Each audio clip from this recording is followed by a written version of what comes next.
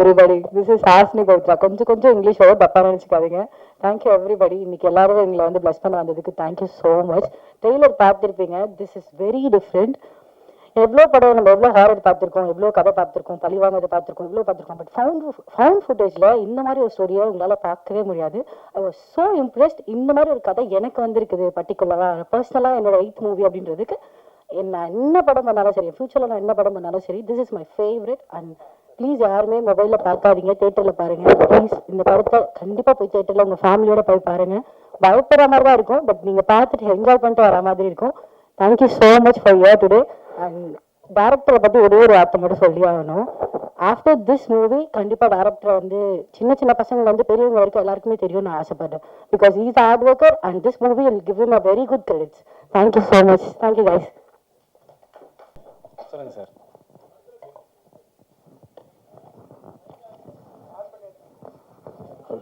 Hello, technician ஃபுல்லாக இருக்கீங்க, படத்தில் நடித்த நடிகர்கள் யாருமே வரலையே, என்ன விஷயம்? இல்லைங்க, என்ன இருந்தாலும் நீங்கள் ஒரு படம் பார்க்கும்போது இங்கே ஜேசன் வில்லியம்ஸ் கேமரா பிடிச்சிட்டு இருக்காரு, இங்கே ரோஹித் கட் பண்ணியிருக்காருன்னு பார்க்க போகிறது இல்லை. ஸோ அந்த ஆர்டிஸ்ட்டை தான் பார்க்க போகிறீங்க. ஸோ எப்போவுமே ஒரு ஈவெண்ட் வந்து வித்தவுட் த பேக் போன், எந்த மசிலோ எந்த டெண்டனோ ஒன்றும் பண்ண முடியாது. ஸோ பேக் போனாக இருக்கிற கோர் டீம், அதாவது ஆஃப் ஸ்க்ரீன் ஹீரோஸை வச்சு என்னோட படம் ஃபஸ்ட்டு ஸ்டார்ட் ஆகணும்னு நினச்சேன். அதனால தான் இங்கே டெக்னீஷியன்ஸ் மட்டும் இருக்காங்க. ஸோ அதுதான் பார்த்தீங்கன்னா. ரெண்டாவது வந்து நீங்கள் வந்து பிசியோதெரப்பி படிச்சிருக்கீங்க, முழுக்க அது வந்து அறிவியல் சார்ந்த விஷயம். கண்டிப்பாக. ஆனால் நீங்கள் படம் எடுத்துருக்கிறது அறிவியல் சாராத விஷயம். அறிவியல் சாராத விஷயம். ஆமாம், கண்ணிங்கிறது பில்லி சூனிய பேய் ஆவிங்கிறதெல்லாம் எப்படி நீங்கள் அறிவியல் ஓட்டுவிட்டு மாறாங்க போனீங்க?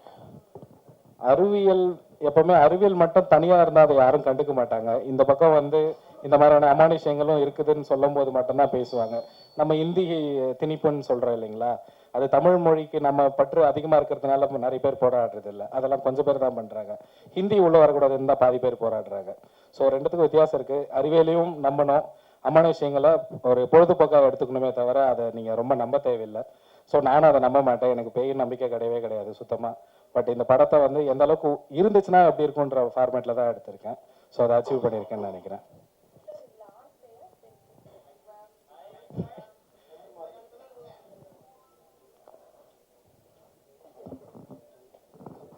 எல்லா படத்துலையுமே பெண்களை தான் பேயை காட்டுவாங்க, இந்த படத்தில் நீங்கள் ஆண்களை தான் காட்டியிருக்கீங்களா? இதில் வந்து பெண்களை தான் பேயை காட்டியிருக்கேன் எல்லார் படம் மாதிரியும். பட் ஆனால் எல்லா படம் மாதிரி பயங்கரமாக சிஜி பண்ணி ரொம்ப டக்குன்னு மூஞ்சி கிட்ட வந்து மறைஞ்சு போகிறது அந்த மாதிரியான விஷயங்கள்லாம் பண்ணல. இப்போ ரியல் லைஃப்பில் நீங்கள் தனிமையாக இருக்கும்போது, உங்களுக்கு நீங்கள் பெட்ரூமில் இருக்கும்போது ஹாலில் யாரா நடந்து போனால் எந்த மாதிரியான ஒரு பயம் கொடுக்குமோ, ஸோ அந்த மாதிரியான ஒரு லைவ்லி ஃபீலில் தான் இருக்கும். நீங்கள் பார்த்தீங்கன்னா பேயை நேராக உணர்கிற மாதிரி தான் இருக்கும்.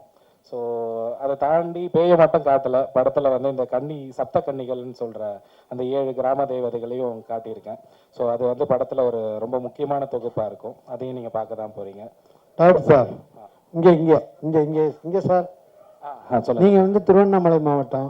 ஆமாம். நீங்கள் அந்த கதையெல்லாம் தெரிஞ்சு வச்சுருந்து தான் இந்த கதையை எடுக்கிறீங்களா? கன்னிமார்கள் கதை அங்கே போனோன்னு சொன்னோன்னே மாமிசம் சாப்பிடக்கூடாது அதெல்லாம் சொன்னாங்கன்னு சொல்லிங்க.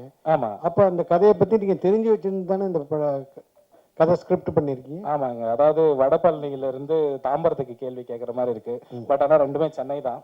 ஸோ நான் திருவண்ணாமலையில் ஆரணியில் இருக்கேன், திருவண்ணாமலை டிஸ்ட்ரிக்ட்ல.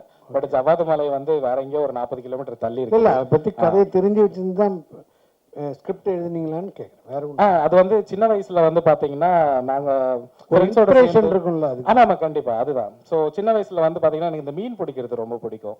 ஸோ ஃப்ரெண்ட்ஸோட சேர்ந்து வந்து நாங்க ஒரு குளத்துக்கு மீன் பிடிக்கலாம் போயிட்டு இருப்போம். அங்க போகும்போது ஒரு நாள் வந்து எங்க வீட்டுல வந்து போட்டு கொடுத்துட்டாங்க யாரோ. ஸோ அப்பதான் சொன்னாங்க அது வந்து கன்னிகள் குளம், அங்க போனா வந்து கண்ணி அடிச்சிரும், போகக்கூடாது அப்படி இப்படின்னு சொன்னாங்க. அதுக்கப்புறம் தான் அங்கே நான் நிறைய வாட்டி போக ஆரம்பித்தேன். ஸோ அதுக்கு நிறைய அடியும் வாங்கியிருக்கேன். ஸோ அதெல்லாம் தான் ஒரு இன்ஸ்பிரேஷனை தாண்டி தாத்தா பாட்டியெல்லாம் சின்ன வயசில் சொல்லி கொடுத்து வளர்த்துருப்பாங்க இல்லைங்களா.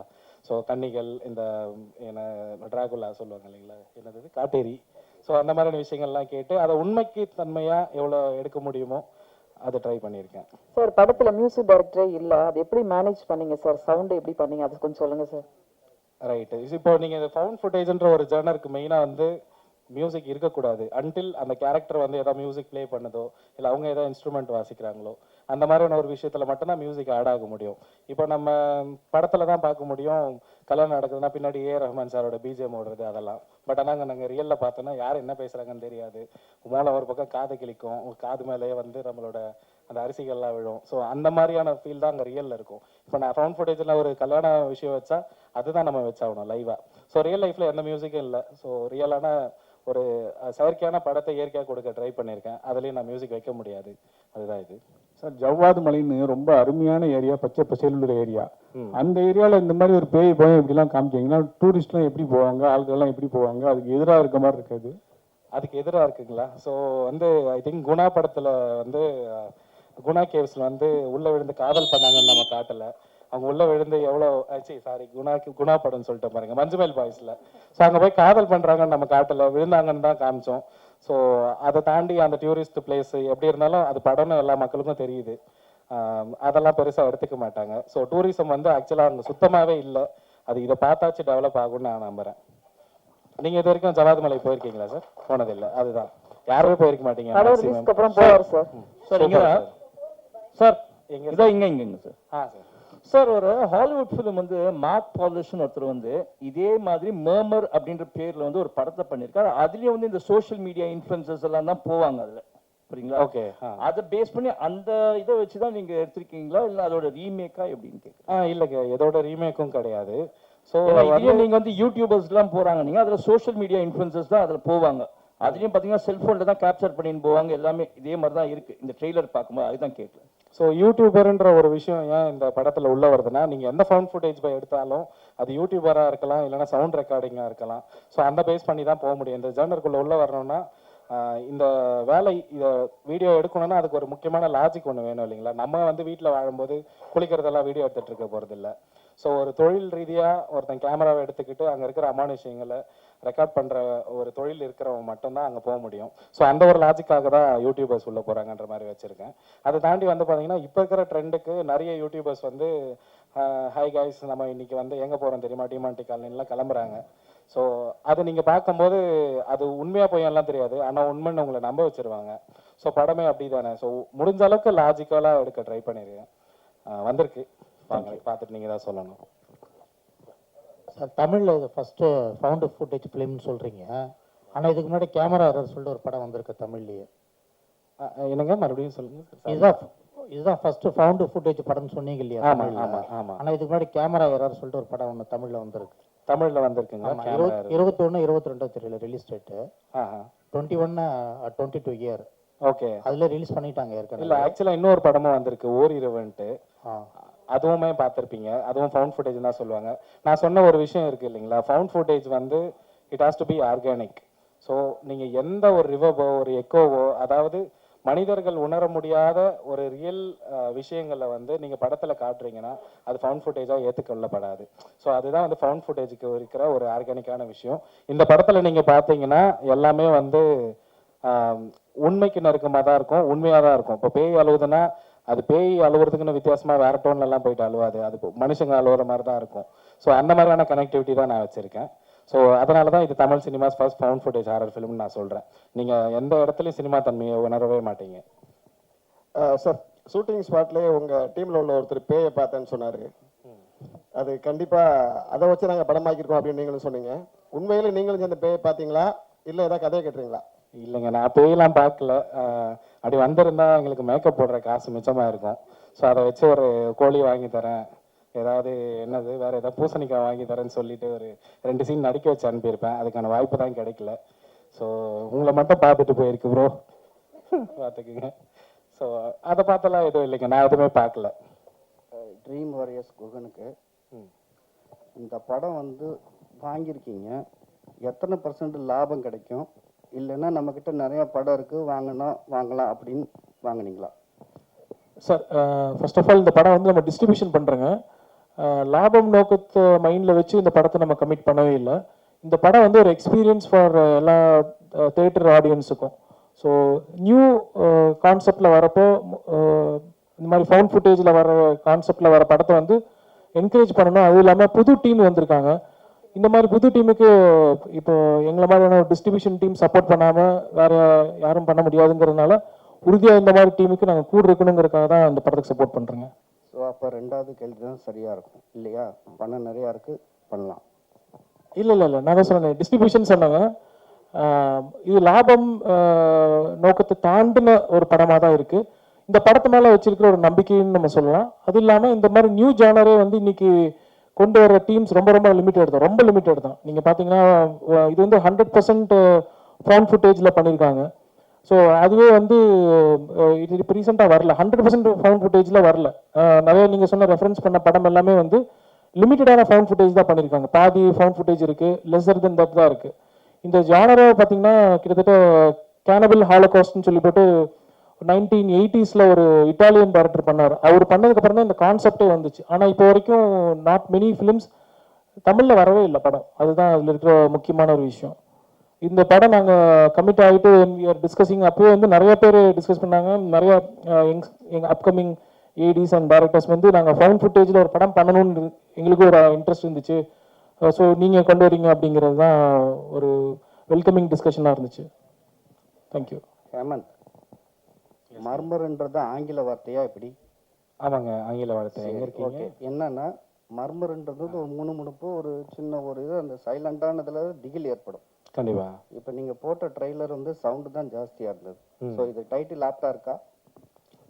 டைட்டில் வந்து படத்துக்கு ஆப்டா இருக்கணும்னு தான் பார்க்கணும். ஸோ ட்ரெய்லருக்கு பார்க்கணுன்றது அவசியம் இல்லை.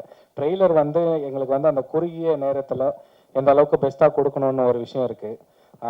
இப்போ நான் நிறைய விஷயம் இங்கே ஷேர் பண்ணேன் பார்த்தீங்களா, அது கூட என்னால் ட்ரெய்லரில் காட்ட முடியல. ஏன்னா காட்டினா உங்களுக்கு நிறைய ரிவீலிங் ஆயிரும். எங்களுக்கு இந்த படம் ட்ரெய்லரே வேணான்னு தான் ஃபஸ்ட்டு நினச்சேன்.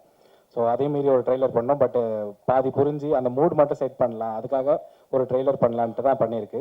ஸோ மர்மர் வந்து அந்த டைட்டிலை நீங்கள் படத்துக்கு கனெக்ட் பண்ணிக்கோங்க. படத்தில் அதுக்கு நிறையவே இருக்கும் இடம். ஸோ அவ்வளோதாங்க சார். டைரக்டருக்கு இன்னொரு கேள்வி. சார், இது இந்த ஜவாது ஹில்ஸில் வந்து இந்த அட்டாமிக் மினரல் இவங்க இருக்காங்களா சார், டைரக்டரேட், அவங்க வந்து ஒரு ரெஸ்ட்ரிக்ஷன் போட்டுனாங்க. ஏன்னா அங்கே யுரானியம் இருக்குது அப்படின்றது ஒரு ரிசர்ச் ஒன்று போயிட்டு இருக்கு. Still it is under research. அங்கே உள்ள வந்து பெர்மிஷன்ஸ் கிடைக்கிறது ரொம்ப கஷ்டம். Was it easy to avail the permission? அங்கே உங்களுக்கு ஷூட்டிங் கொடுத்தாங்களா ஈஸியாக? கொடுத்தாங்க. ஆக்சுவலாக நீங்கள் சொல்கிற விஷயம் அப்படி இருக்கான்னு எனக்கு தெரியல. ஏன்னா அங்கே யுரானியம் இருக்குதுன்றது ஒரு இது இருக்கு சார். அதனால வந்து அட்டாமிக் ரிசர்ச் இருக்கு இல்லைங்க, அவங்க வந்து மினரல் அந்த டைரக்டரேட் வந்து அவங்க ஒரு பெரிய ஆஃபீஸே ஒன்று போட்டு ஒரு கேம்ப் போட்டுட்டு அங்கே ரிசர்ச் பண்ணிட்டு இருக்காங்க. அதனால சாதாரண டூரிஸ்ட் போகிறவங்களே வந்து சில இடத்துக்குலாம் அலோவ் பண்ண மாட்டாங்க. நீங்கள் இந்த அளவுக்கு ஷூட் பண்ணுறதுக்கு எப்படி விட்டாங்கன்றது தான் இல்லை. ஆக்சுவலாக ப்ராப்பராக பர்மிஷன் வாங்கணும். ஸோ பட் ஆனால் கொஞ்சம் டைம் ப்ராசஸாக இருந்தது எல்லாமே.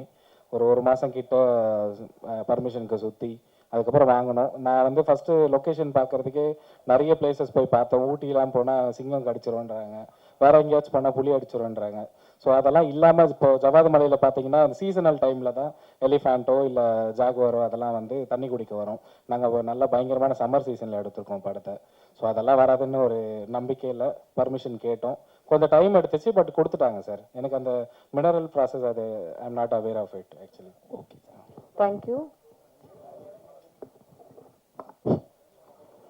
சார். ஒரு கேள்வி சார். கால் உடைஞ்சு பேஷண்ட்டாக வந்த அந்த அவர் வந்து ப்ரொடியூசர் ஆக்கியிருக்கீங்க. நீங்கள் ஒரு மருத்துவர், இவர் மட்டும்தானா இல்லை வரக்கூடிய எல்லாரும் அதை மாதிரி நான் சரி பண்ணுன்னா நீங்கள் வந்து இப்போ ப்ரொடியூசர் ஆகணும்னு சொல்லி மிரட்டி பண்ணுவீங்களா? அப்படி இருந்தால் நான் எப்போவோ டேரக்டராக இருப்பேன். So he is not the only patient, he is one of the patient. முதல்ல அது மைண்டில் வச்சுக்கோங்க. ஸோ நான் ப்ரொஃபஷனை வந்து இங்கே கொண்டு வரவே இல்லை, அது செப்பரேட்டு. அந்த முகம் வேறு, இந்த முகம் வேறு. ஸோ இது நான் டேரக்டராக மட்டும்தான் வந்திருக்கேன். ஸோ எனிவே தேங்க்ஸ்ங்க.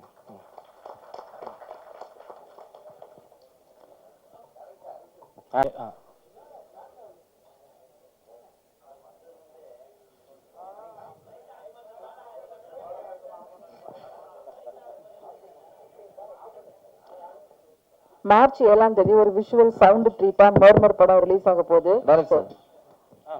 வந்ததுலேருந்து எல்லாரையும் வந்து பயம்புத்திட்டே இருக்கீங்க. சீட் நுனியில் உட்கார வைப்போம், இதுவாகிடும் அப்படின்னு சொல்லிட்டு இருக்கீங்க. ஒரு சவுண்டே இல்லாத படம் ஃபர்ஸ்ட் சொல்லியிருக்கீங்க. இது எந்த அளவுக்கு பேய், ஃபர்ஸ்ட் ஸ்டார்டிங் சொல்லிட்டீங்க அது உண்மையும் இல்லைன்னு சொல்லிட்டு, இது எந்த அளவுக்கு பயம் பொறுத்துன்னு நினைக்கிறீங்க? ஏன்னா இப்போ இருக்கிறது எல்லாருமே வந்து பேய்களை வந்து காமெடி ஆக்கிட்டாங்க. கண்டிப்பா. ஓகேவா? நீங்க போஸ்டர் போட்டுக்க எனக்கு பார்த்த உடனே ஒரு இதுவாக தான் இருந்தது, என்னடா இப்படி போட்டிருக்காங்கன்னு சொல்லிட்டு. ஸோ எந்த அளவுக்கு நீங்க பயம் பொறுத்துவீங்கன்றீங்க? ஏன்னா இதுக்கு முன்னாடி இதே மாதிரி எங்க படம் வந்து 2000 கோடி அடிக்கும்னு மேடையில சவால் விட்டவங்களாம் இருக்காங்க. அதுக்கப்புறம் புஷ்ன்னு போயிட்டாங்க. இப்போ நீங்களும் அந்த அளவுக்கு தான் வந்திருக்கீங்க.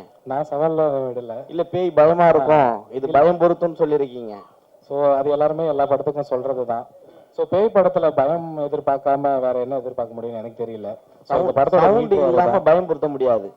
சவுண்ட் இல்லாம படமும் இல்ல. சவுண்ட் இல்லன்னு யாரும் உங்க படத்துல மியூசிக் ஃபுல்லாவே கிடையாது இல்ல? மியூசிக் தான் கிடையாது, சவுண்ட் இருக்கு. சவுண்ட்னா இந்த ஊன் கத்துறது தானே, அது ஆக்சுவலா எல்லா படத்துலயும் இருக்கிறது தானே? எல்லா படத்துலயும் இருக்கிறது. ஆனா எல்லா படத்துலயும் மியூசிக் இருக்குதுல்ல. பேய் நீங்களே பேயை நம்பல, அப்படி இருக்கும்போது நீங்க மத்தவங்களை எப்படி பயம்படுத்துறதுக்கு பேயை உருவாக்கி இருப்பீங்க? நானே நம்பல. நான் நம்புற அளவுக்கு ஒரு விஷயம் கொடுக்கணும்னா அதுதான் இந்த படம். படத்துல எப்பவுமே வந்து